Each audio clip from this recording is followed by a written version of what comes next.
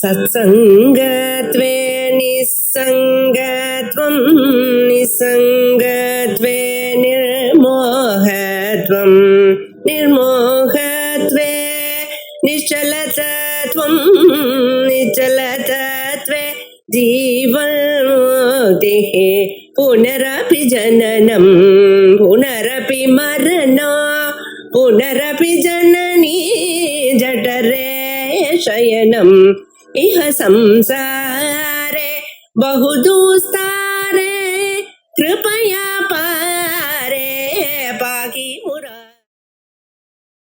तत्त्वादना तत्त्वमयी पंचकोशान्तरस्थिता निस्सीममहिमा नित्ययौवना मदशालिनी मदभूर्णितरक्ताक्षि मदपाटलगण्डभूः चन्दनद्रवदिग्धाङ्गी साम्पेय कुसुमप्रिया कुशला कोमलाकारा कुरुकुल्ला कुलेश्वरी कुलकुण्डालय कौल मार्ग तत्पर सेविता कुमारगणनादाम्ब तुष्टि पुष्टि मति धृति कान्ति स्वस्तिमति कान्ति नन्दिनी विघ्ननाशिनी. அது வரைக்கும் 450 நாமக்களாவது. இன்னைக்கு நிசீம மகிமாங்கிற நாமாவில இருந்து பார்க்கணும். அம்பாள போன வாரம் நம்ம அம்பாளுடைய மகிமையை பார்க்கும் பொழுது பஞ்ச கோஷாந்தரஸ்திதா, இந்த பஞ்ச கோஷங்களை பத்தி பார்த்தோம். பஞ்ச கோஷாம்பாள் அப்படின்னு சொல்றோம். இந்த பஞ்ச கோஷாம்பாள்னு சொல்லும் பொழுது தனித்தனியாக அம்பாளுக்கு ஸ்ரீவித்யா கோஷாம்பா, பரஞ்சோதி கோஷாம்பா, பராநிஷ்கலா கோஷாம்பா, அஜபா மாத்திருகா கோஷாம்பா, அஜபா கோஷாம்பா, மாத்திருகா கோஷாம்பா, இப்படின்னு 5 பேர்கள். ஸ்ரீ சக்கரத்துல இந்து சக்கரத்துக்கு மேல பஞ்சபஞ்சிகான்னு சொல்லி அதுக்கு மேல பூஜை பண்ணிட்டு இருக்கோம். இத கொஞ்சம் கவனிக்கணும். நம்ம இத பஞ்சபஞ்சிகா பூஜை ஏன் பண்ணணும், அது என்ன ஸ்வரூபம், அதுக்கு பிரயோஜனம் என்ன, அது எதற்காக இப்படி பூஜை பண்ண சொல்லி இருக்கா, இவைகள்லாம் தெரியணும். நவாவரண பூஜையை சொல்லும் பொழுது ஒவ்வொரு ஆவரணத்துக்கும் ஒவ்வொரு ஸ்வரூபம். நல்ல வழி திரும்புறதுங்கிறது திரைலோக்கிய மோகன சக்கரம் முதல் ஆவரணம். அது திரும்பினா மட்டும் போதாது, அதுக்கு வேண்டியதான நல்ல கர்மாக்களை பண்ணணுங்கிறது அடுத்ததாக புற்சக்கரம். இப்படி வரிசையாக ஒவ்வொரு ஆவரணத்தை பண்ணிட்டு வந்தோம். குரு தர்சனம்ங்கிறது 5வது ஆவரணம். இந்த 5வது ஆவரணம் தான் குருவை பார்க்கிறது.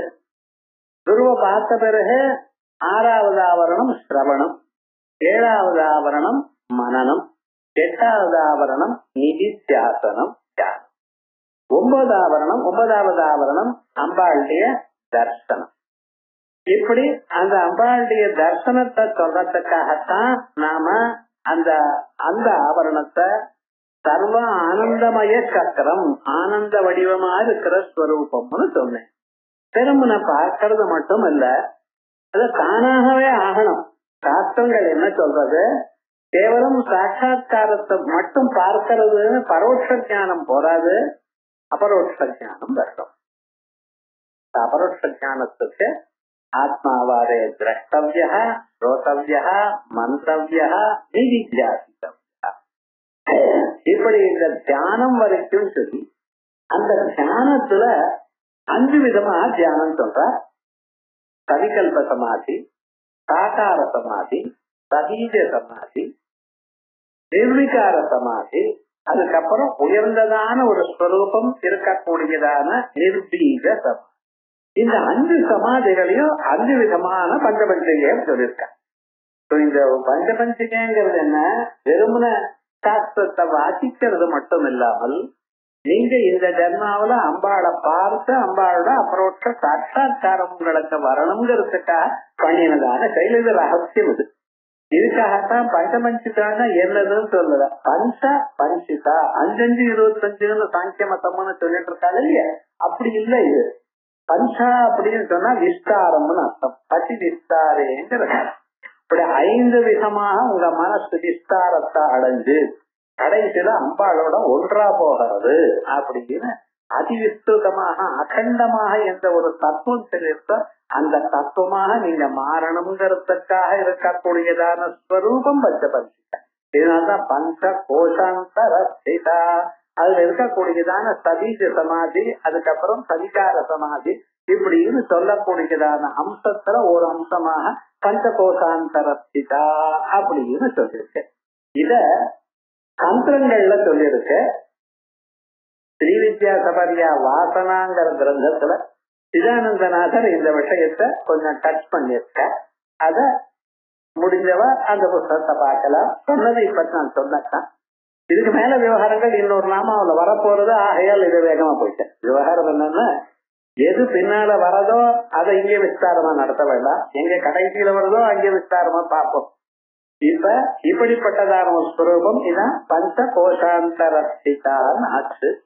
அதுக்கப்புறம் நிஸ்ஸீம மகிமா, அம்பாளுடைய மகிமை எப்படி இருக்கு, அதுக்கு அளவு கடந்த அளவுக்கு மகிமை இருக்கு. இவ்வளவுதான் அம்பாளுடைய மகிமை என்று யாராலையும் சொல்ல முடியாது. காரணம் என்ன? ஆத்தியாசக்தி. நம்ம சரீரம் எழுந்து நிக்கணும்னா அதுக்கு சக்தி அம்பாள். அது இருந்தா தான் முடியும். பிராணசக்தி இல்லாமன்னா உங்களால ஒண்ணும் பண்ண முடியாது. பிராணம் மட்டும் இருந்தா போறாது, மனசு சௌக்கியமா இருக்கு. மனசு எப்பொழுதும் சந்தோஷமா இருக்கணும். அவன் என்ன கவனிக்கலையே, இவன் என்ன கவனிக்கலையே வேண்டாம், உங்களை கவனிச்சுட்டே இருக்காள் அம்பாள். உங்க பக்கத்திலேயே இருக்கா, ஒவ்வொரு கணம் உங்களை கவனிச்சுட்டே இருக்கா. ஆகையால் மனசுக்கு ஒரு சந்தோஷம் வேணும், ஒரு ஆனந்தம் வேணும், ஒரு பரிபூர்ணத்தை வேணும். இந்த வாழ்க்கையில என்னால பண்ண முடியாது, நான் பண்ணிட்டு இருக்கேன் அப்படிங்கிற ஒரு ஆனந்த ஸ்வரூபம் உங்களுக்கு வரணும். அதை சொல்றதுக்காகத்தான் ஞான சக்தி அம்பாளுக்கு இச்சாசக்தி, கிரியாசக்தி, ஞானசக்தி ஸ்வரூபிணின்னு சொன்னேன்னா இல்லையோ, அந்த ஞான சக்தி. இப்படிப்பட்டதான 3 விதமான சக்திகளை சர்வதா சர்வகாலமும் மனுஷாளுக்கு கொடுத்து கொண்டிருக்கக்கூடியதா திவ்யமான ஒரு ஸ்வரூபம். இந்திரனாகட்டும், தேவகுருவான பிரம்மதேவராகட்டும், பிரஜாபதி ஆகட்டும், அவ அனுபவிக்கக்கூடியதான எல்லா விதமான வசதிகளும் ஆனந்தங்களும் அம்பாள் போட்டதான ஒரு பிச்சை.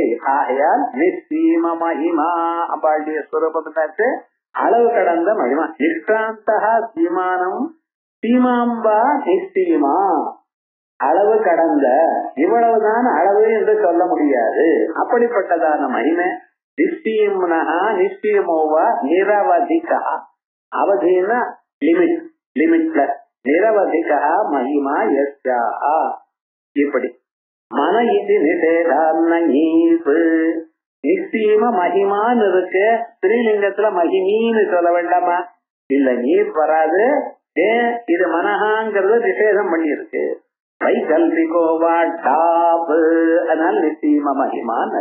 அத நிஸ்ஸீம மகிம்னே நமஹா இதுவா, நிஸ்ஸீம மகிமாயி நமஹா இதுவா, 2 விதமாகவும் பூஜை பண்ணலாம். இதுவா பிரயோக. அதுக்கு அடுத்தது நித்ய யௌவனா. சாதாரணமாக நம்ம ஸ்திரீகளை குழந்தையா இருக்கும் பொழுது சின்ன குழந்தைக்கு பாலான்னு சொல்றோம். அதுக்கப்புறம் கல்யாணம் ஆன பிறகு அந்த அம்மாவை யுவதிங்கிறோம். இன்னும் கொஞ்ச நாள் ஆன பிறகு சுமங்கலிங்கிறோம்.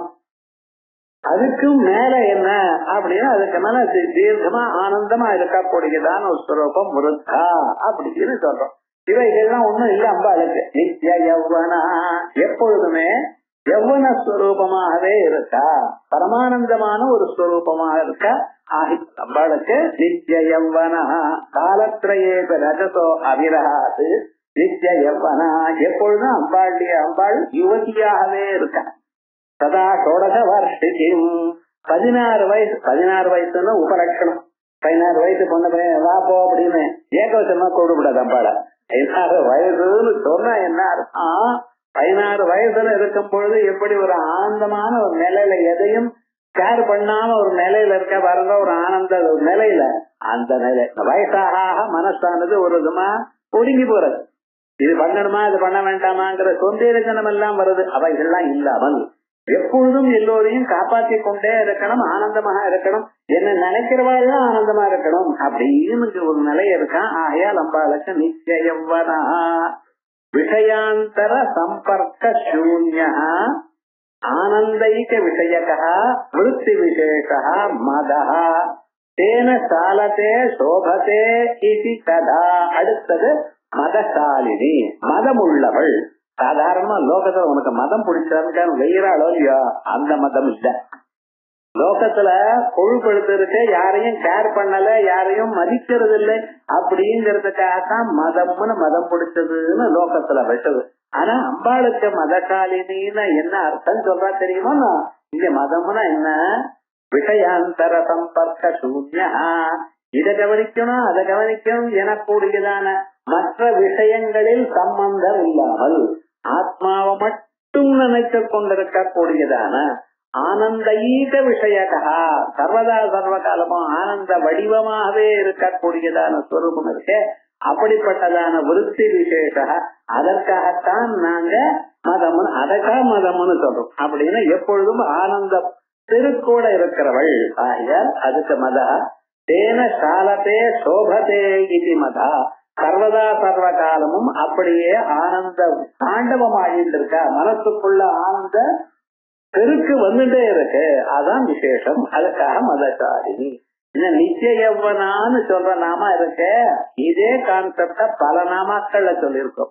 நித்யான்னு ஒரு நாம 136வது நாம, கருணி 358வது நாம, அதுக்கப்புறம் கயவருத்தி நிர்முக்தா 304வது நாம, அதுக்கப்புறம் வயோவஸ்தாவி வர்ஜிதா வய அவஸ்தா. இந்த வயசு என்ன, அதனுடைய மாறுதல்கள்லாம் இவைகள்லாம் இல்லாதவள், அது 426வது நாம.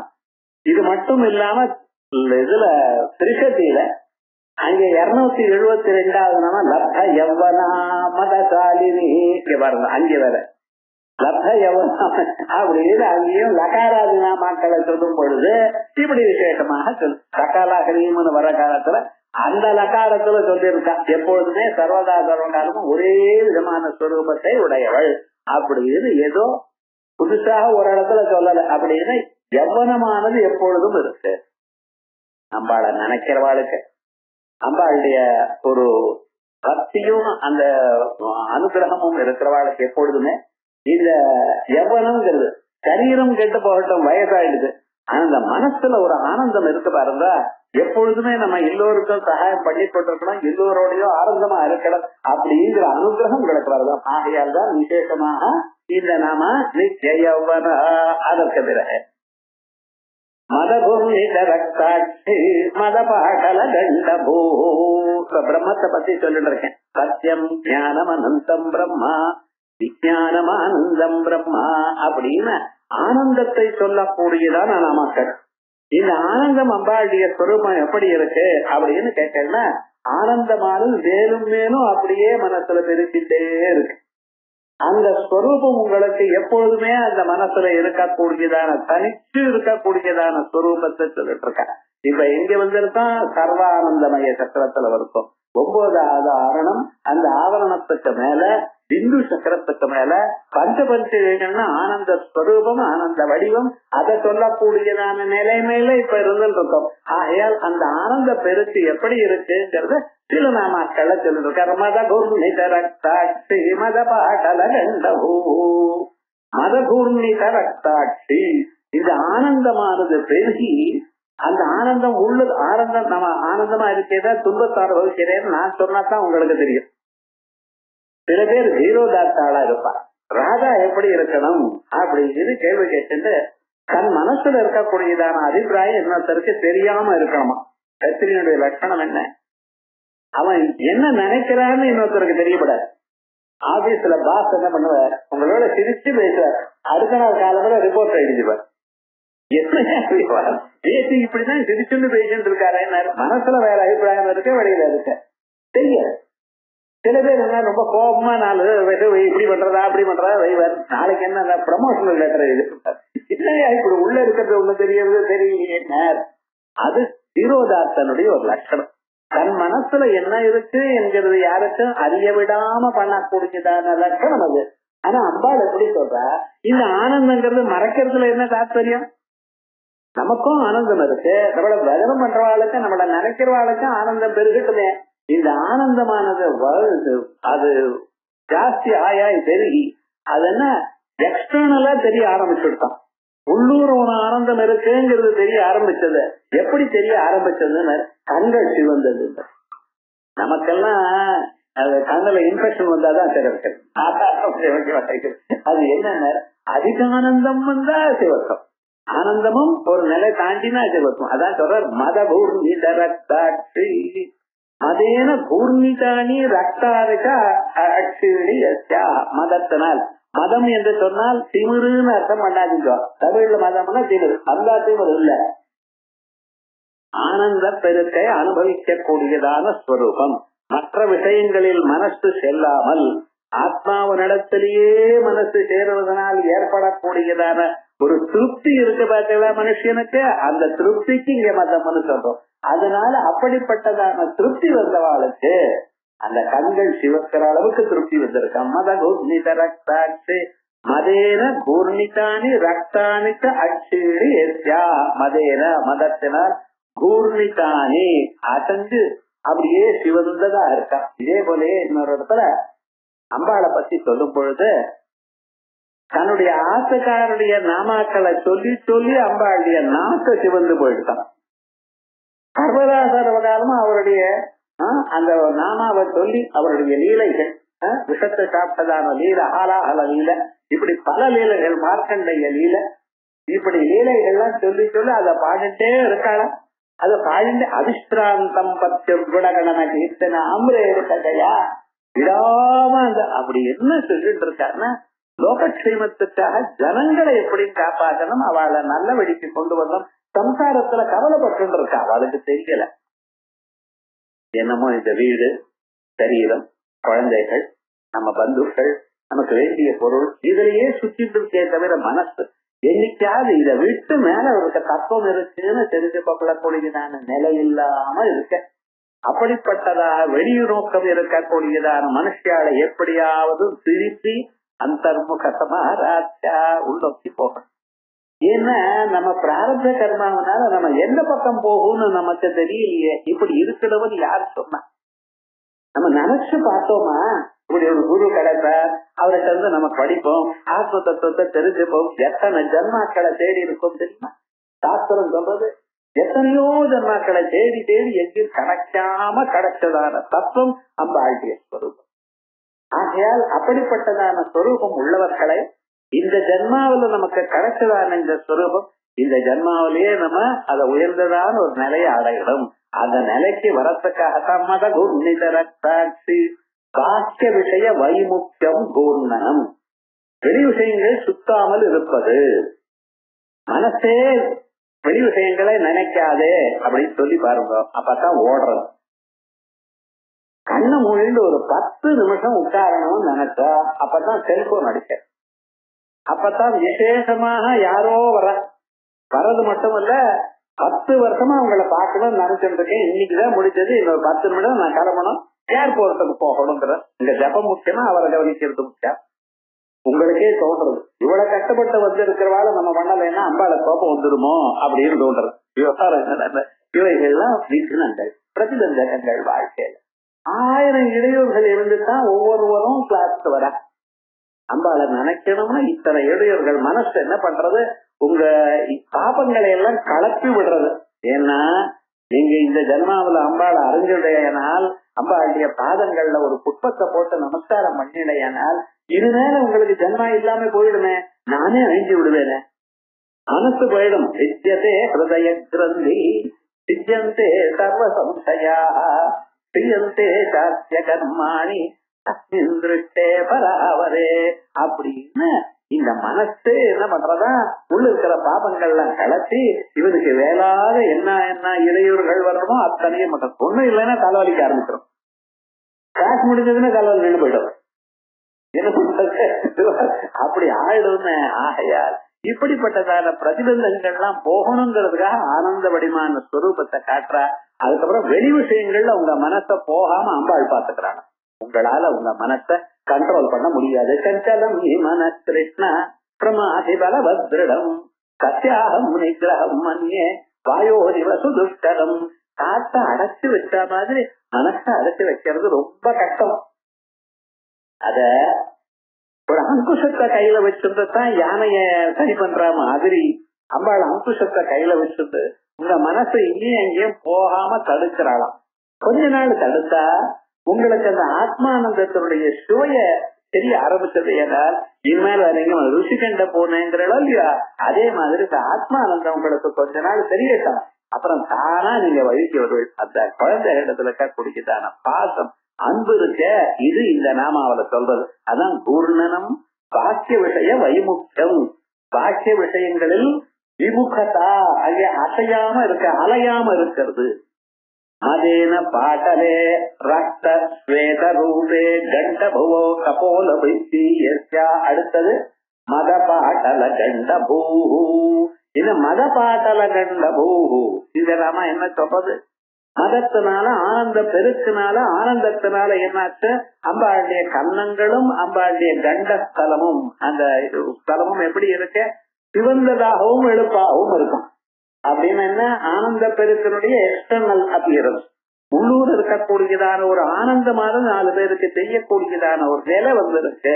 அந்த அளவுக்கு ஆனந்தம் இருக்கு. அடக்க முடியாதான, மறைச்சு வச்சுக்க முடியாதான ஒரு ஆனந்தம், ஒரு ஸ்வரூபம். அப்படிப்பட்டதான ஆனந்தம் ஒவ்வொருவருக்கும் வரும். இத சாஸ்திரநாமத்தை வாசியடையானால், சாஸ்திரநாமத்தை அர்த்தானுசந்தானத்தோட வாசியமையானால் இந்த ஜன்மாவிலேயே நீங்க அனுபவிக்கலாம் இப்படிப்பட்டதான ஸ்வரூபம்.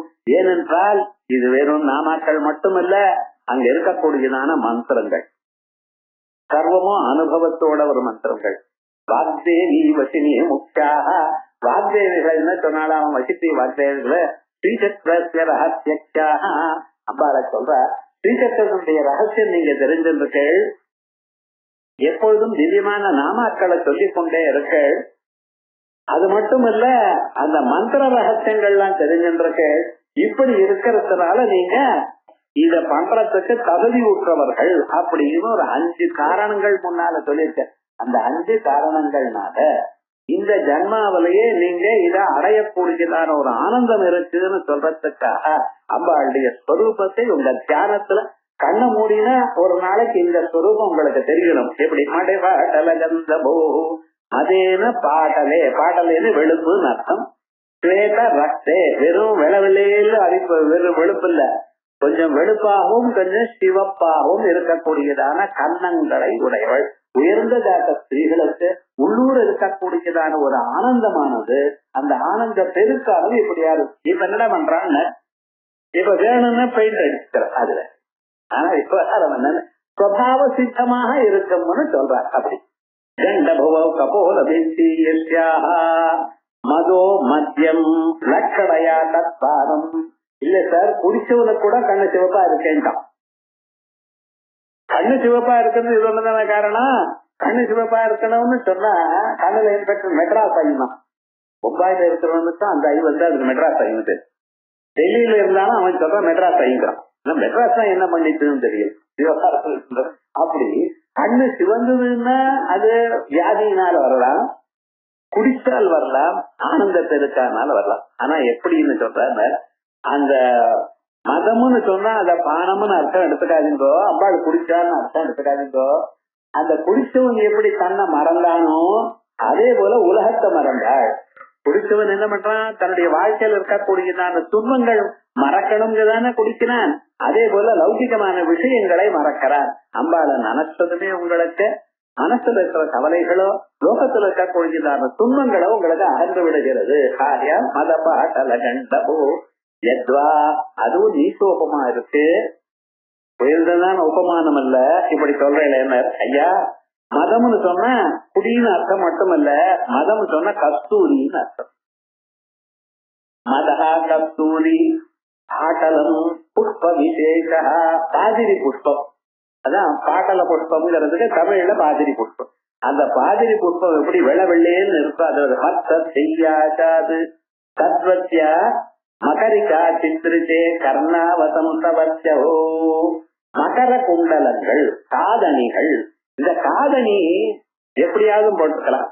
ஆனா சில பேர் இந்த மகரம் மாதிரி ஒரு ஷேப்ல போட்டுக்கிற பதில முதல்ல ஷேப்ல அதன் ரொம்ப நாள வந்துட்டு இருக்கு. வேதத்திலேயே சொல்லியிருக்கு இந்த மகர குண்டலம்னு. குண்டலத்தை எந்த ஷேப்பாவதும் போட்டுக்கலாம். ஆனா ரொம்ப பேர் என்ன பண்ணிட்டு இருக்கா தெரியுமா, நான் அந்த மகராகாரமாக அந்த முதல ஆகாரமாக அது போட்டுக்கிறாளா, அதே மாதிரி அம்பாளும் போட்டு இருக்காளா. சில ஆபரணங்கள்ல அப்படி ஒரு ஸ்வரூபம் இருக்கு. மகர சித்திரதே கர்ணா வசந்தவசியவுச்ச கண்டபூவா, அந்த கர்ணங்கள்ல சிவந்ததாகவும் வெளுப்பாக தோல் இருக்கு, அதுக்குள்ள சிவந்ததாக ஒரு பாகமா இருக்கு. அதுல இந்த மகர குண்டங்கள் ரிஃப்ளெக்ட் ஆயிருக்கு, பாக்குறதுக்கு ரொம்ப அழகா இருக்கு. மகர சித்திரிச்சே கர்ணாவதம் தவசியௌ சக்க கண்டபூவா மதோரே சூரிய கர்வே ஹர்ஷே பயாதோ மத்தியே விமத ஆக்காத அப்படின்னு விஸ்வகோஷத்துல சொல்லிருக்கு. அதுக்கப்புறம் சந்தன திரவதி காங்கி காந்தேய புதுமப்ரியா, அம்பாளை எப்படி சொல்ற, சந்தன திரவதி காங்கி, சந்தன திரவம் சந்தன குழம்பு, அதனால உடம்பெல்லாம் பூசிருக்கலாம். இப்படியே தியானம் பண்ணணும். மனுஷனுடைய மனசு எப்பொழுதும் கொதிச்சுண்டே இருக்கு. நம்ம ஏதோ சாதாரணமா இருக்குன்னே தவிர அப்பப்ப பாருங்க, இந்த கிளாஸுக்கு வரவாழ கவனிக்கப்படாது. லோகத்துல இருக்கிறவாளுக்கு வேணுமா எப்படி இருக்கு ஹவாரியும் கேட்டு பாருங்க, அவ்வளவுதான். ஹவாரியுங்கிற அவ்வளவுதான். அதுக்கப்புறம் 2 நிமிஷம் ஆன பிறகு என்ன பையன் சௌக்கியமா இருக்கானா பொண்ணு ஏன் சார் அதெல்லாம் கேட்கிறேன், எரிஞ்சு விழணும்.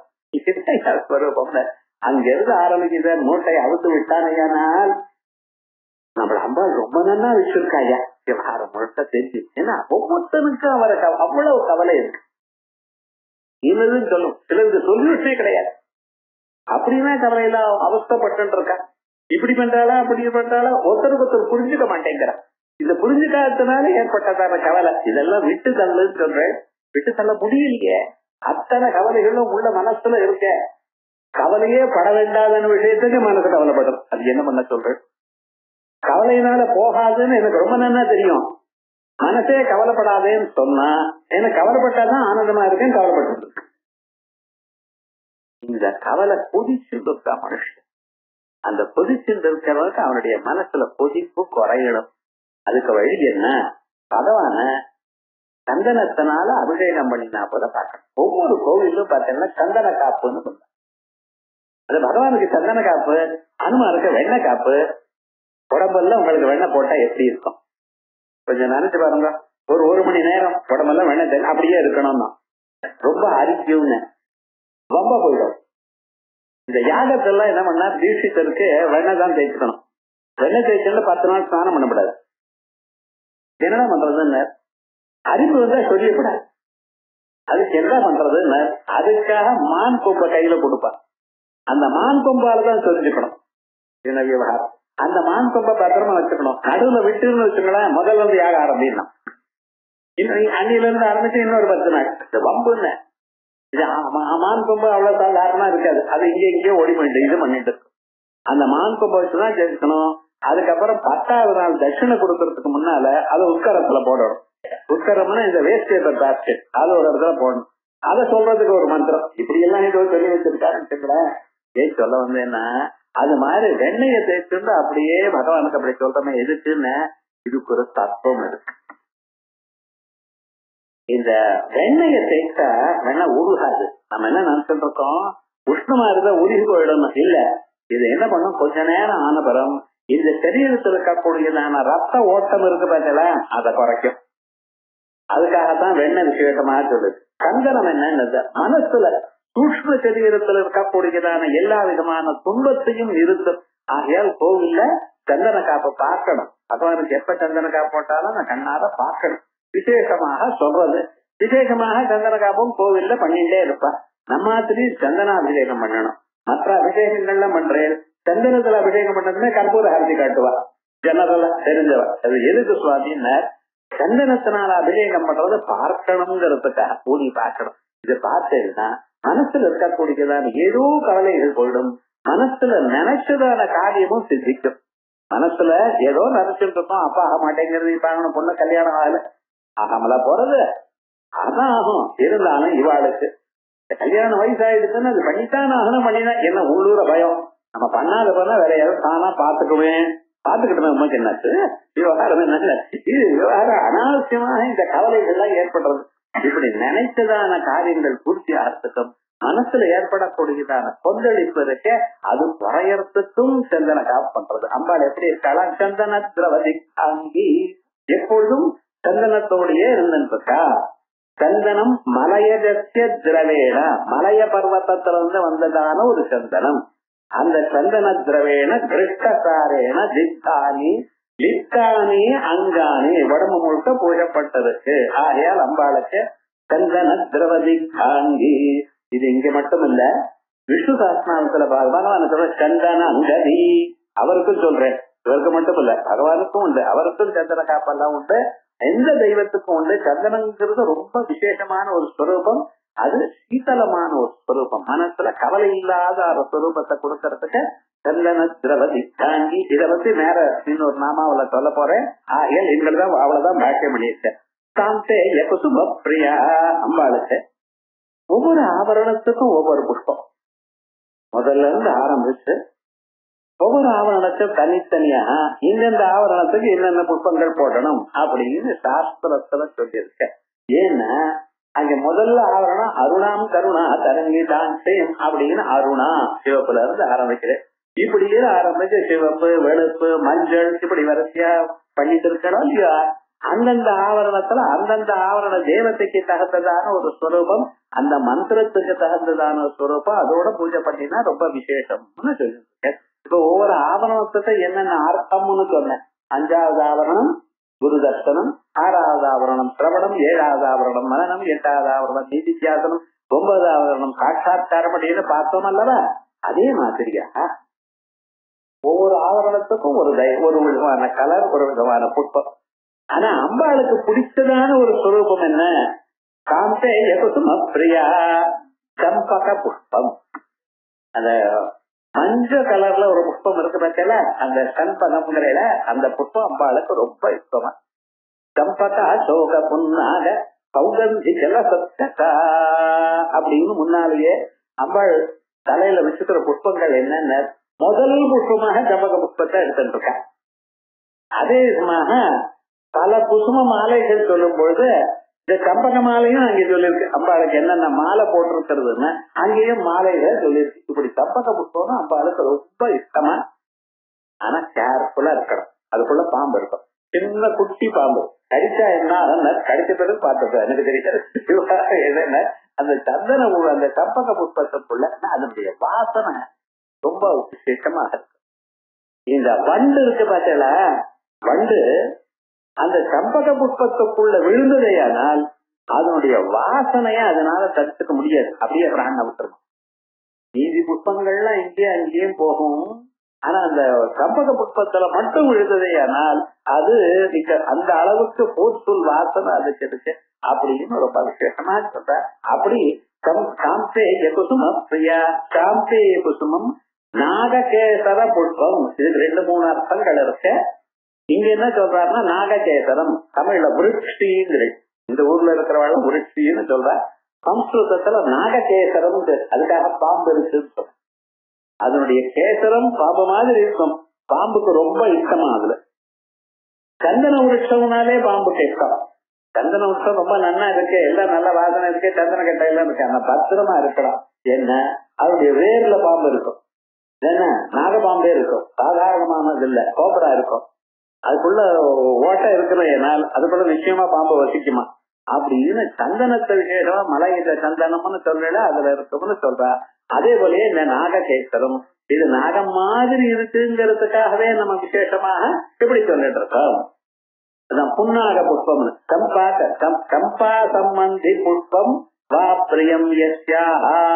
இது வரைக்கும் சந்தன திரவதி காங்கி காம்பே யகுசும பிரியா. அடுத்தது குசலா கோமலாகார குலுகுல்லா குலேஸ்வரி குசலா திருஷ்டியாதி நிர்மாண கௌசலவத்வா குசலா.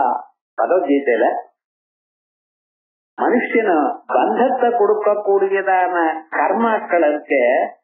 இந்த கர்மாக்களை பகவானுக்கு அர்ப்பணம் பண்ணினேலையானால் அதே கர்மாக்கள் பந்தத்திலிருந்து பந்தத்தை அவுக்கிறதுக்கு உபயோகப்படுகிறதா.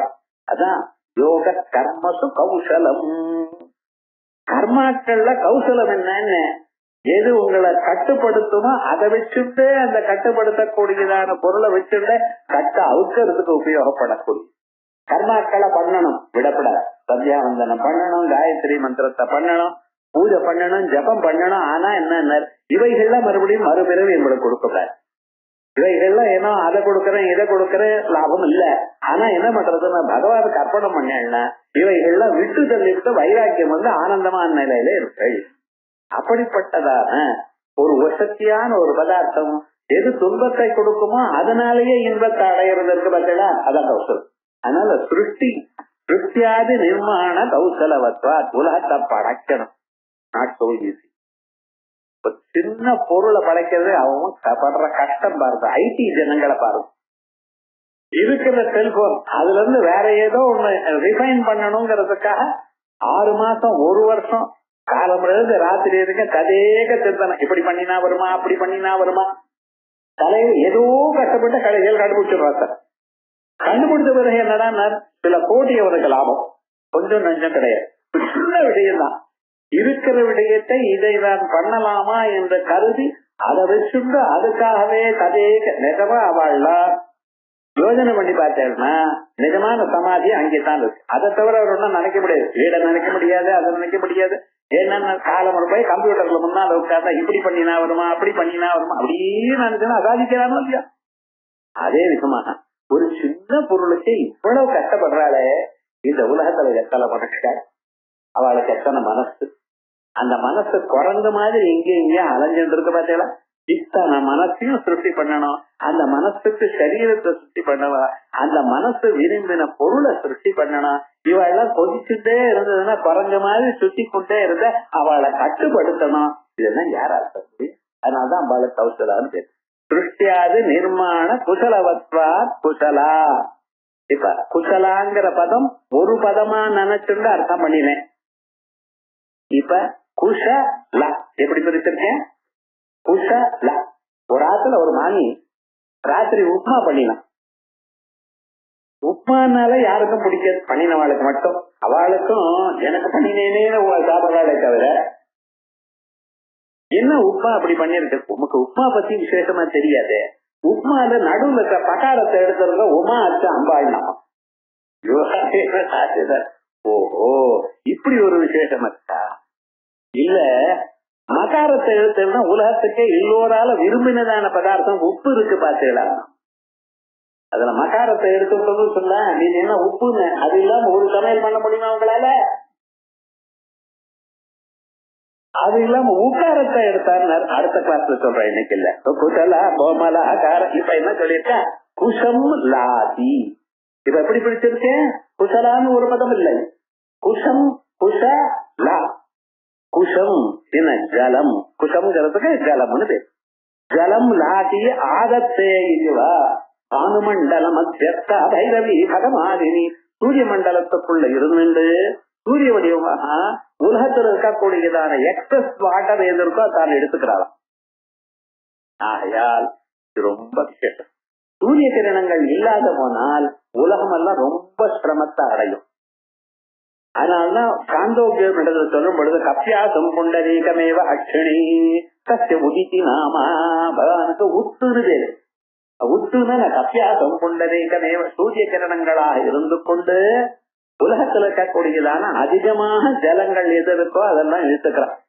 இந்த சரீரத்துல சில வியாதிகள் வரும். எனதுன்னு இந்த மஞ்ச காமாலேன்னு ஒண்ணு சொல்றேன், அதே போல ஹிருதய ரோகம்னு ஒண்ணு சொல்றேன். இதுக்கெல்லாம் சூரிய கிரணங்கள் ரொம்ப உபயோகப்படுறதா. அதனாலதான் என்ன சொல்லிருக்கா இந்த வேதங்கள்ல ருத்ரோகம் மம சூத்யா ஹரிமானம் ஜனாசயா. மாத்தியானிக்கு சத்தியாவந்தனத்துல பண்றவாளுக்கு என்ன தெரியும்னா, பண்றவாளு கேட்டா ரொம்ப வேகமா பண்றோம் மறந்துட்டோம் விவாசம் முழுக்க. என்ன சொல்ற தெரியுமா? ஹரிமானம் ஜனாசயா. இந்த மஞ்ச காமால எனக்கு வராம பாத்துங்கோ. ருத்ரோகம் மம சூர்யா. ஹார்ட் ப்ராப்ளம்ஸ் எல்லாம் வராம பாத்துங்கோ. இப்படின்னு சூரியனை சொல்றது ஏன்னா அங்க உள்ள இருக்கக்கூடியதான அம்பாளுடைய சக்தி இப்படி வேலை செய்யறதா. ஆகையால் குஷம் அதிகமான ஜலத்தை எடுத்து உங்களுக்கு க்ஷேமத்தை கொடுக்கிறா. ஆதன் தத்வாத்கா. அதுக்கப்புறம் குத்சிகா. இப்ப என்ன பண்ணிருக்கேன்? குஷலான்னு பிரிச்சேன். முதல்ல குஷலான்னு ஒரே பதம், குஷலான்னு பிரிச்சேன். பின்னால இப்ப குஷலான்னு பிரிக்க போறேன். குஷிதா கலஹ சந்திரமாக யஸ்யாஹ அக்ரே கததிக காந்திமத்வாத். சந்திரனையும் வெக்கப்படுத்தினாலாம். உலகத்துல எல்லோருக்கும் பிடிச்சதான பொருள் என்ன? சந்திரன். அந்த சந்திரன் எந்நேரமாவது பார்த்துட்டே இருக்கலாம். நீங்க ஜலங்கள்லாம் பாருங்க, சந்திரனை பார்த்துட்டு அந்த நிலாவை அனுபவிச்சுட்டு ஆஸ்வாதனம் பண்ணிட்டு இருக்கா. சில பதார்த்தங்கள் இருக்கே, அதை எத்தனை தரம் பார்த்தாலும் மறுபடியும் பார்க்கணும்னு தோடிக்கொண்டே இருக்கும். பீச்சில் போனேன்னா அந்த அலை இருக்கு பார்த்தா, குழந்தைகள் 1 மணி நேரம் நின்று இருப்பான். வாடான்னு சொன்னா அந்த அலை வரட்டும்னா, அந்த வந்த பிறகு இன்னொரு அலை வரட்டும்னா, அவ்வளவு சீக்கிரமாக சமுத்திரத்தை விட்டு வரணும்னு தோணாது.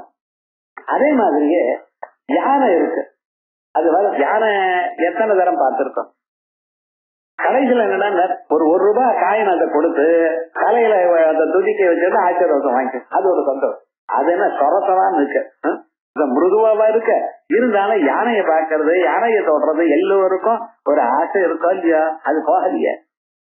பைலட்டா ஒர்க் பண்ற சார், அவரே என்ன அவர் ஆத்துக்கு மேல பிளேன் பண்ண எட்டி பாக்குறாரு. இல்ல வாழ்க்கை முழுக்க இருந்துட்டு இருக்கு விவகாரம் என்ன. ஆனா சில பொருள்களுக்கு என்ன, எத்தனை தரம் பார்த்தாலும் மறுபடியும் பார்க்கணும் எனக்கூடியதான எண்ணம் இருந்துட்டே இருக்கு, அது விட்டு போகல. அதே மாதிரி இருக்கிற பொருள் சந்திரன்.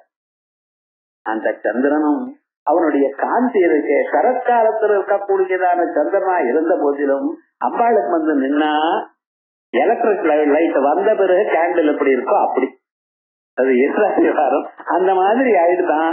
ஆகையால் என்ன பண்ணிட்டு சந்திரனே வெக்கப்பட்டு போயிட்டான். ராகா சந்திர சமான காந்தி வதனா நாகாதிராஜஸ்துதா நீ மூகாநாமபி குர்வதி சுரதுனி நீகாசவத் வைபவம் ஸ்ரீகாந்தி நகரே விஹாரசிகா சோகாபஹந்த்ரி சதாம். நல்லவர்களுக்கு எல்லா விதமான துன்பங்களையும் போக்குறவாளாம். அந்த மனசு அம்பாளுடைய முகமானது இப்படி இருக்கு, நினைச்சாலே போரும் எல்லா சோகங்களும் போயிடுமா. அப்படிப்பட்டதான ஒரு ஸ்வரூபம் ஆயர் அம்பாளுக்கு குஷலா கலந்து கல்லகி லோம்னி கலோ பிருங்கிகனே விதோ அப்படின்னு இந்த அர்த்தம் சொல்றதுக்கு அத்தாரிட்டி இங்க இருக்கு. இந்த அர்த்தமும் உண்டு. அதுக்கப்புறம் கோமலாகாரா, அடுத்த நாம கோமலாகாரா, கோமலமான ஒரு உருவம். பார்த்த விட அந்த சரீரம் சில பேர் பாருங்க, இந்த புருஷாலே அந்த வெயிட்ட தூக்குறான், உடம்புக்கு ஏதோ எக்ஸசைஸ் பண்றான், அதை பார்த்தாலே அந்த யானை கால் மாதிரி இந்த கைகள்லாம் இருக்கும், அப்படி கோர்ஸா இருக்கும். அப்படி இல்லையா இந்த அப்பாவை பார்த்ததுன்னா எல்லாம் புஷ்பம் மாதிரி இருக்கு, உடம்பு முழுக்க மென்மையா இருக்கான். கோமலஹா சுகுமாரஹா ஆகாரஹா அவயவ விநியாசா, சுகுமார பார்த்துட்டே இருக்கணும் அப்படின்னு நமஸ்காரம் பண்ணணும்னு தோணுமா. அப்படிப்பட்டதான ஸ்வரூபம் இது. குசலாங்கிற வரைக்கும் குசலா கோமல ஆகாரா. அடுத்தது முக்கியமான நாம குருகுல்லா குலேஸ்வரி. குருகுல்லான்னு பேர். இந்த குருகுல்லான்னு ஒரு அம்பாள். இது என்ன குருகுல்லா, எல்லாத்தையும் பண்ணுங்க. நாம இது பண்ணணும் அது பண்ணணும்னு நினைக்கிறோம், சங்கல்பம் பண்றது மட்டும் ரைட்டு. தினமும் 1000 மந்திரம் ஜபம் பண்ணணும், 1000 ஜபம் பண்ணணும். உட்கார்றோம், நாளாகாது அன்னைக்கு. ஏண்டா மாப்பிள்ள வந்துட்டார், நடக்குமா? நீங்க ஜபம் பண்ணி உட்கார்ந்தா என்ன நடக்குமா? யாரு பெண்ணு வாழ்க்கைன்னா இங்க இருக்க, இது பண்ணணும் அது பண்ணணும். ஏது மாப்பிள்ள சும்மா இருக்க மாட்டார், அது பண்ணி கொடுங்கன்னு கேட்கிற. நேரா கேட்கா போறாது. சதா குரூரா சதா வக்ரா. இந்த மாப்பிள்ள பாருங்க, எப்பொழுதுமே குரூரம் எப்பொழுதுமே வக்ரம். என்ன பண்றதுன்னு ஏதோ சனி இவைகள்லாம் ஒரு சமயத்துல தான் வக்ரமா இருக்க. அதோட மட்டும் இல்ல, கன்னியாராசி ஸ்திதோ நிச்சயம், எப்பொழுதும் கன்னியாராசிலேயே இருக்காரு, வேற எங்கேயும் போக மாட்டார் அவர். இருக்கிற ராசிகள்லயே இந்த கன்னியாராசிங்கிறது ரொம்ப கஷ்டமான ராசி. என்ன பண்றது? ஜாமாதா தசமோகிரகான்னு அது மாதிரி மாப்பிள்ள வந்தாச்சு, அவருக்கு அது பண்ணணும் இது பண்ணணும். இப்ப மாப்பிள்ள என்ன ஏதோ கல்யாணம் ஆன புதுசுன்னு நினைக்காதீங்க. இந்த அம்மாவுக்கு சத்தியத்தை குறித்து நடக்கிறது. அன்னைக்கும் உங்க பிறந்தாதுல இருந்து என்ன கொண்டு வர போற சீருங்கிறார் அவர். 60 வயசு ஆயிடுச்சு, 50வது கல்யாணம் கூட பார்த்து மேரேஜ் டே பண்ணியாச்சு, இன்னும் வேணுமா? இன்னும் வரணும். ஏன்னா அது வரணும்னு வேணும்னு கேட்கறானோ இல்லையோ. அங்கட்டுமே 3 பையன் ஃபாரின்ல இருக்கானோ இல்லையோ, பண்ணா என்ன அப்படின்னு கேட்கறானோ இல்லையோ. கல்லு வச்சதை கொடுக்கணுமா அப்படி, அது பண்ணா இது பண்ணு கேட்கறானோ இல்லையோ.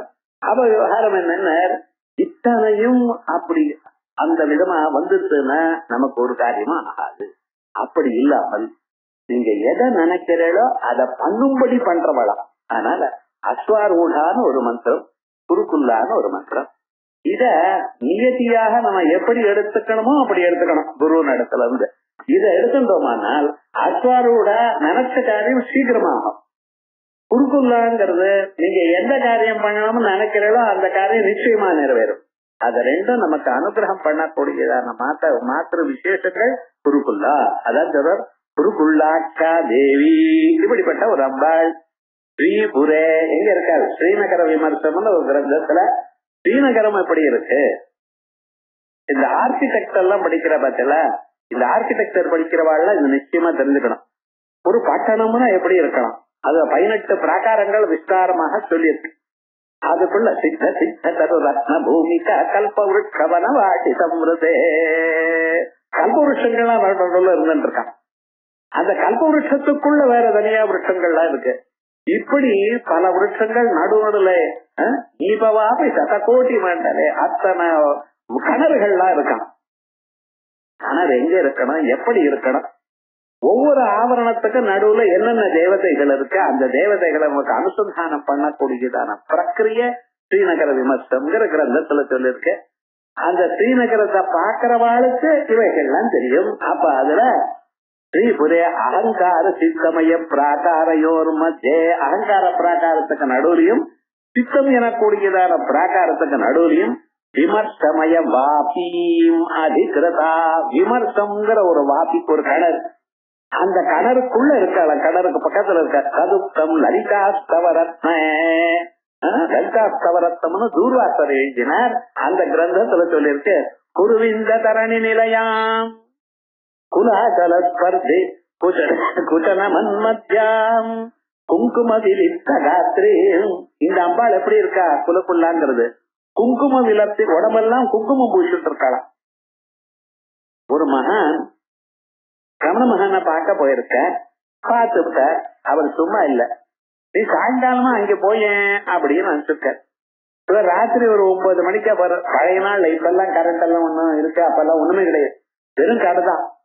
அப்படி அங்க சொன்ன இடத்துக்கு போனார். போனா உடம்பு முழுக்க குங்குமத்தை போச்சுட்டு ஒருத்தரதான் அவர் தரிசனம் பண்ணார். அவருக்கு சேஷாதிரி சுவாமிகள்னு.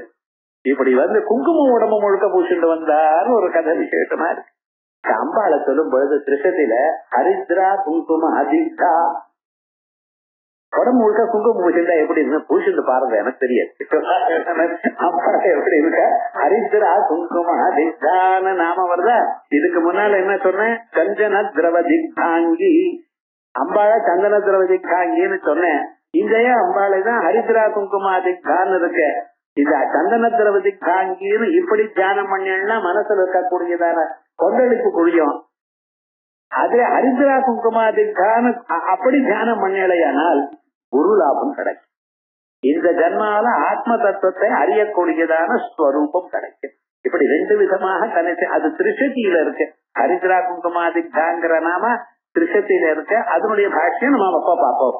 இப்ப என்னன்னா, குங்கும விலிப்தகாத்ரி, உடம்பு முழுக்க குங்குமத்தோட பூஷண சரீரம் உள்ளவள் குருக்குள்ளா மனசு உண்மையே சததம் அப்படின்னு அவர் சொல்லியிருக்கார்.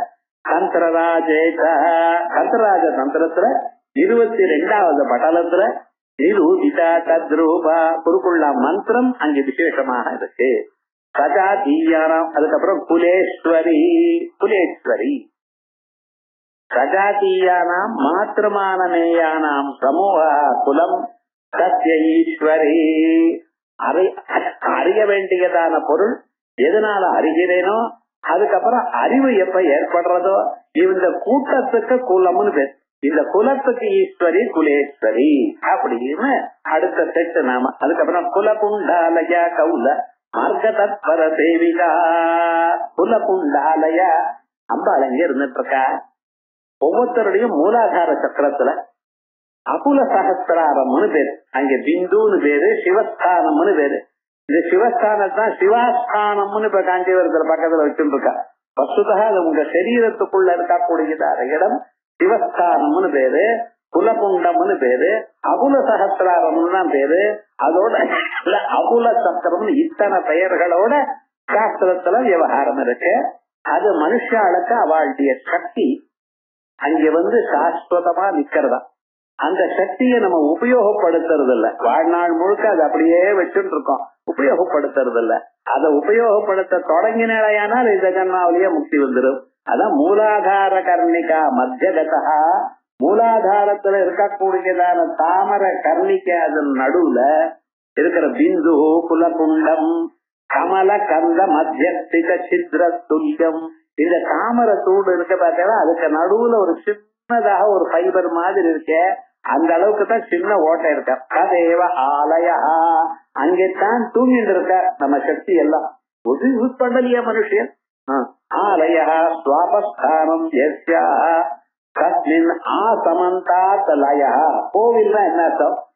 ஆசமந்தாத் லயா, டோட்டலி உங்க மனசானது எங்க ஒடுங்குறதோ அதுக்கு ஆலயம்னு பேர். இப்ப கோவிலுக்கு நான் போறேன்னு சொல்லி அங்க யாரோ பார்த்து ஒரு 1 மணி நேரம் ஊர்வம்ப பேசிவிட்டு கோவில் மூடிட்டா நாட்டுக்கு பிரயோஜனம் இல்லை. ஆலயம்னா என்ன? அந்த கோவில் போறதுக்கு முன்னாலேயே ஒரு பெரிய வாசக்கால் இருக்கும். அந்த வாசப்படி இருக்கு பார்த்தா அத மெதிச்சுட்டு போலாமா மெதிக்காம தாண்டி போகணுமா? இது ஒரு பெரிய விவகாரம். அது எதுக்கு வச்சிருக்காரு தெரியாது. ஏன் சார் சின்ன படிக்கிட்டா வச்சுக்க கூடாது, பெருசா வச்சுட்டு இருக்கணுமே? அதை தாண்டி போறதுக்கு கஷ்டமா இருக்க. நீங்க அது தாண்டி போகணும்னு யாரும் சொல்லல. அது எதுக்கு போடுறது தெரியுமா?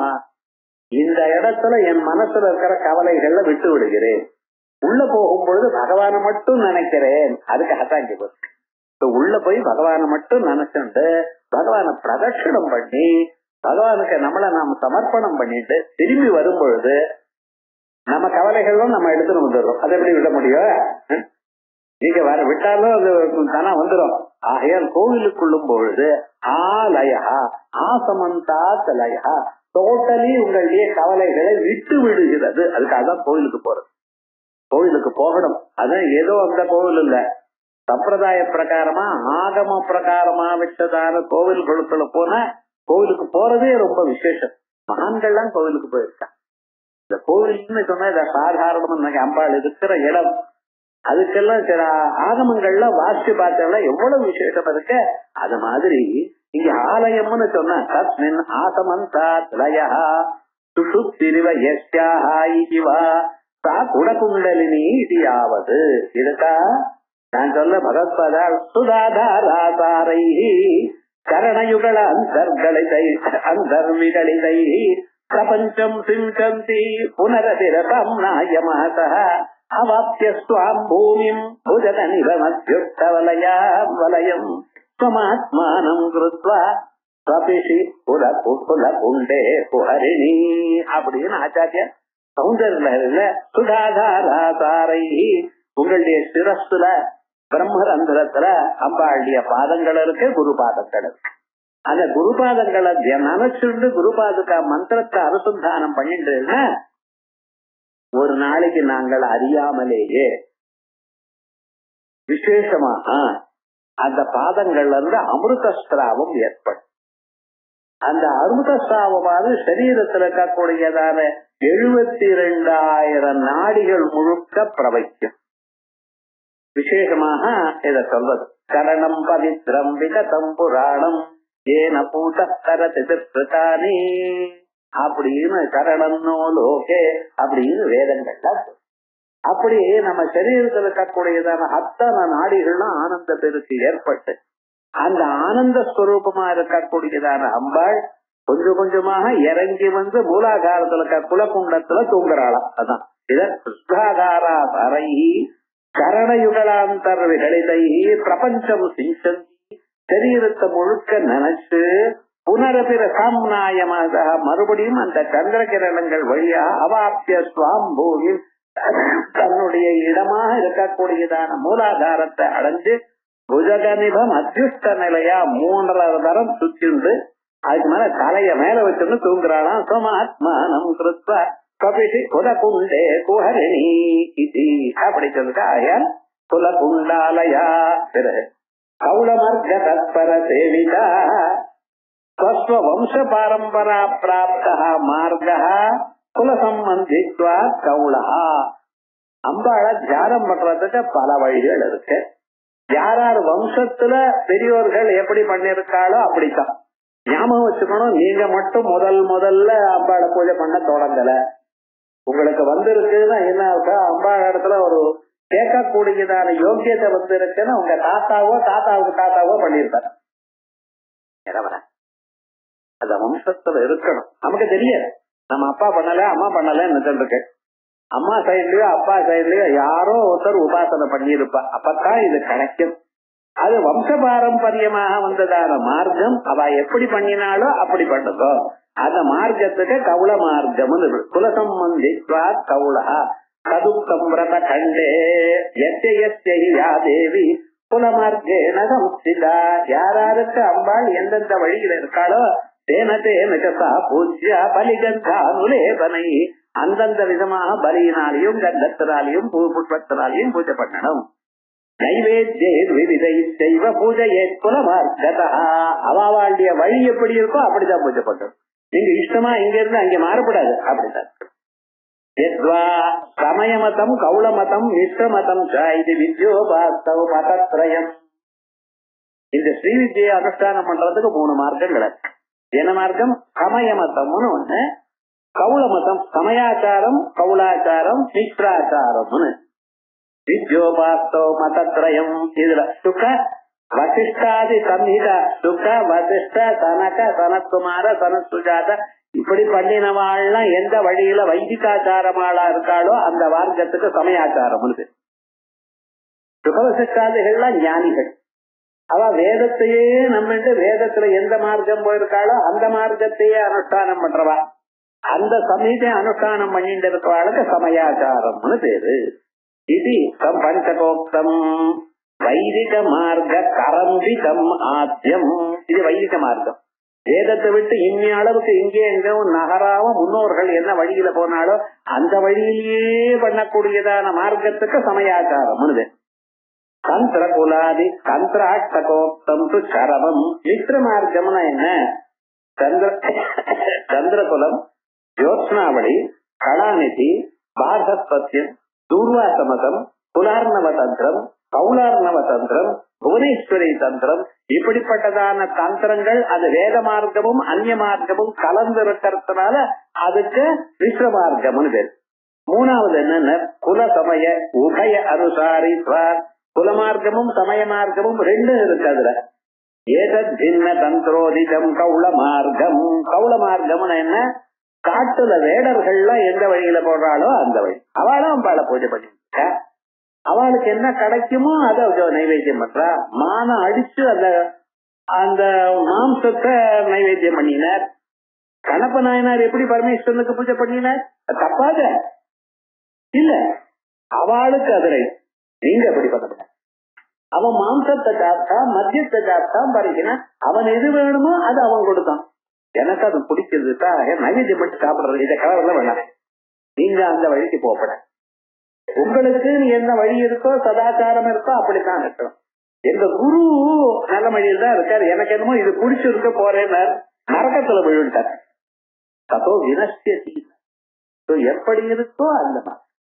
ஆக நமது சமயாச்சார மார்க்கம் சமயாச்சாரத்துல இருக்கணும், வைதிகாச்சாரத்துல இருக்கணும். இப்படி இருக்கக்கூடிய அதாவது அந்தந்த மார்க்கம். ஏதத் சின்ன தந்திரோதிதம் கௌள மார்க்கம் கௌளைஹி முருகதே இத்யர்த்தே கர்மணி கௌளைஹி மத்தியதே. அவர்களால் உபாசிக்கப்படுகிறது. அது உபாசி வேத அதிகார வேதத்த. யாருக்கு எந்த மார்க்கம் எப்படி உபாசனம் பண்ணணும், அந்தனர்கள் எந்த வழியில் இருக்கணும், மற்றவர்கள் எந்த வழியில் இருக்கணும், இப்படி எல்லாம் தந்திரேஷ்வேவ ஸ்பஷ்டா அந்த தந்திரங்கள்ல சொல்லி இருக்கேன். தஸ்மின் தத்பரை ராசக்தை சேவிதா. அப்படி இருந்தாலும் அந்த பரமாக அவர்களால் சேவிக்கப்படுகிறவள். ஆகையால் மார்க்கம் தப்புன்னு சொல்லாது. கௌள மார்க்கம் தப்பு, வாம மார்க்கம் தப்புன்னு சொல்றதுக்கு நமக்கு அதிகாரம் கிடையாது. ஆனா யாரார் எந்தெந்த வழியில இருக்காளோ யாருக்கு எது தகுந்ததுன்னு சொல்லியிருக்கோ அவளுக்கு. வேடரை போய் இவ இப்படி எல்லாம் பண்ணுவானே, வைதிக மந்திரம் சொல்லித்தானே பகவானுக்கு பூஜை பண்ணணும், நமஸ்தே ருத்ரமன்யவதேன்னு சொல்லித்தானே அபிஷேகம் பண்ணணும்னு சொன்னேன்னா ஒண்ணும் பண்ண மாட்டான். அவன் கண்ணப்ப நாயனர் என்ன பண்ணார்? வாயில ஜலத்தை கொண்டு வந்து ஊமிச்சார். அது இது பண்ணி அதை விஜயம் பண்ணினார். அது பகவான் ஏற்றுட்டார். அதுக்காக நீங்க பண்ண ஆரம்பிச்சிடலாமா? யாராருக்கு எந்தெந்த மார்க்கமோ அந்த மார்க்கத்துல போகணும். குமார கணநாதாம்பா துஷ்டி புட்டிர்ம தெரிஞ்சது. அம்பாளுக்கு என்ன? குமார கணநாதாம்பா. சுப்பிரமணிய சுவாமி, கணபதி, ரெண்டு பேருக்கு அம்பாளா. இன்னைக்கு ஆடிக்கிறதுக்கு இல்லையா? அதனால சுப்பிரமணிய சுவாமி. இந்த குமாரான்னு சொன்னாலே போதும், மனுஷனுக்கு மனசுல அவ்வளவு சாந்தியை கொடுத்தார். இந்த சுப்பிரமணிய சுவாமியுடைய அவதாரம் ஏன்னா அம்பாளேதான் சுப்பிரமணிய சுவாமி. சுப்பிரமணிய சுவாமி யாரு தெரியுமா? நான் சக்தி சரன்னு. அந்த திருச்செந்தூர்ல இருந்துட்டு அவர் யுத்தம் பண்ண தொடங்கினார். சஹசிரண்ட பக்தா சூரநாமா சூரபத்மன்னு பேர். அவனை கொல்றதுக்காக யுத்தத்துக்கு போறார். அவர் பிறந்ததே சூரபத்மனையும் தாடகனையும் அழிக்கணுங்கிறதுக்காகத்தான். ஆனா விவகாரம் என்ன போறாரு யுத்தத்துக்கு. அவன் 1000 அண்டங்கள், ஒவ்வொரு அண்டத்திலையும் 14 லோகங்கள், இப்படி 1000 அண்டங்கள் தன் கண்ட்ரோல்ல வச்சுட்டு இருக்கானா. ஒரு அண்டத்துல வந்து அவன் அம்ப விட்டான். இவர் அந்த அம்பு எந்த வழியில வந்ததுன்னு போய் அடிச்சா அதுக்குள்ள அவன் இன்னொரு அண்டத்துக்கு போயிட்டான். அடிக்கவே முடியல. என்ன எவ்வளவு தூரமா ட்ரை பண்ணாரு. கடைசியில அம்மா வந்து இப்படி ஆயிடுச்சேன்னு கவலைப்பட்டார். அம்மா பண்ணான சிரிச்சானா. மாயேன்னா எவ்வளவு இருக்குன்னு தெரியுமா? மகாமாயா யோகமாயா இருக்கப்பா. நீ வந்து சக்தி தான் வெறும் எனக்கு உடம்புல சக்தி இருக்குன்னு அரசுன்னு பண்ணிட்டு இருக்கியப்பா, கவலைப்படாது அப்படின்னு சக்தின்னு ஒரு ஆயுதத்தை கொடுத்தாங்க. இந்த சக்திங்கிற ஆயுதம்னா வேலுங்கிற ஆயுதம். அதுக்கு முன்னால இந்த வேலுங்கிற ஆயுதம் கிடையாது, திரிசூலம் தான் இருந்தது. பரமேஸ்வரன் கையில திரிசூலம் தான் இருந்தது. இந்த வேலுங்கிறத அம்பாள் கொடுத்தா. அதை வச்சுட்டுதான் நீங்க வெற்றவேல் தங்கவேல்னு பேர் வச்சுட்டு இருக்க. இந்த வேலை முதல்ல கொடுத்ததுன்னா அம்பாள் கொடுத்தா. அந்த சக்தி ஆயுதத்தை வச்சிருந்ததுனாலதான் அவருக்கு சக்தி தரன்னு பேர். அந்த சக்திய போட்டார். அடுத்தது என்ன, அவனுடைய மாயெல்லாம் சம்பர மாயெல்லாம் அழிஞ்சு போயிடுச்சு. அதுக்கப்புறம் என்ன, அடுத்தது ஒரே பானம் தான். இது வரைக்கும் 1000 பானங்கள் கிட்ட போட்டு போச்சு. அந்த சக்தி மாய போனதுன்னு ஒரே பானத்தை இடிச்சார். அவ்வளவுதான் விவகாரம். என்ன எழுதுறது, எங்க இருந்து இந்த அம்பு வந்ததோ அந்த டைரக்ஷன்ல போய் அடியினர். அவன் எங்க இருந்தாலும் பின்னால போய் அடிச்சு கொண்டு விடுத்து. அப்படி சுலபமா வந்ததுனால அப்படி அவருக்கு வந்து விஷட்புஜா 12 கைகள், 12 அந்த 6 முகங்கள். அப்படி விசேஷமா இந்த 6 முகம்னு நம்ம சொல்லிட்டு இருக்கோம் பார்த்தா. இந்த 6 முகங்கள், ஒவ்வொரு முகமும் காம கரோத லோக மோக மத மாத்திரங்களை எல்லாவற்றையும் அழிக்கக்கூடியதான முகங்கள். அப்படிப்பட்டதான இருந்ததான ஒரு சுரூபம். அப்படிப்பட்டதான சுப்பிரமணிய சுவாமிக்கும், சுப்பிரமணியம்னு பிரம்மாங்கிற பதத்துக்கு மேல நேற்பிரத்தியம் வந்து பிரம்மண்யம்னு ஆச்சு. அந்த பிரம்மண்யம் சகுணமாக இருக்கும் பொழுது சுப்பிரமணியம்னு சொன்னேன். இங்க எதற்காக குமாரான்னு சொன்னேன்னா, மாறன்னா மன்மதன். மனுஷனுடைய மனசுல இந்த லவ்னு ஒண்ணு இருக்கு பத்தல, இந்த அட்ராக்ஷன் ஒண்ணு இருக்கு பத்தல. இது போகணும். ஒரு ஃப்ரிட்ஜ பார்த்துட்டு ஆஹா நல்லா இருக்கு நான் வாங்கணுமே கவலைப்பட்டுட்டே இருக்கான். ஒரு ஜடமான பொருள், அச்சேதனமான பொருள், எதை பார்த்தாலும் எனக்கு வேணும். இந்த ஜன்மால காசு இல்லாம போயிடுதே, இருந்தா வாங்கிருப்பேனேன்னு கவலையோடு இருக்க பாருங்க. இந்த பொருளை கட்டா அதுல ஒரு நாட்டம் இருக்கு. அந்த நாட்டத்துக்குத்தான் மாறன் மன்மதன் பேர். அதை தடுத்தவளம் ஆகையால் குமாரா. அந்த குமாரனுக்கும் அந்த வெறுமன இந்த தடுக்கக்கூடியதான ஸ்வரூபம் இல்ல, உங்க மனசுல இதனால என்னைக்கும் தோணாததான ஒரு ஸ்வரூபத்தை கொடுக்கிறவள் குமார கணநாதாம்பா அப்படின்னு அடுத்ததாமா. இத அடுத்த கிளாஸ்ல பார்ப்போம்.